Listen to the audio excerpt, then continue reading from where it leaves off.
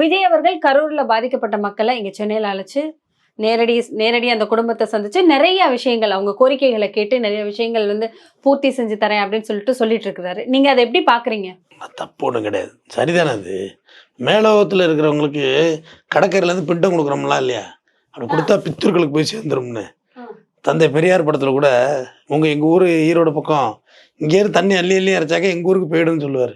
அப்புறம் 4-5 பேர் கேட்பாங்க, உனக்கு பைத்தியமாக பிடிச்சிருக்குன்னு. இல்லை போயிடாதான்னு கேட்குறேன். அப்போ நீ இங்கே பிண்டம் கொடுத்தா மேலோகத்தில் உள்ள பித்திருக்கள் எப்படி சாப்பிடுன்னு கேட்பாரு. சின்ன விஷயம்தான், நாத்திகம் பேசல போட்டு வச்சுக்கிட்டு நிறைய இங்கேருந்து வேற மாதிரியான யாகங்கள்லாம் நடத்திருக்கலாம் அவர். ஏன் அதுக்கு ஒரு பஸ்ஸை பிடிச்சி அந்த பஸ் இப்போ போன தப்புன்னு சொல்றீங்களா சார்? போகல, மகாபலிபுரம் தானே போயிருக்காரு.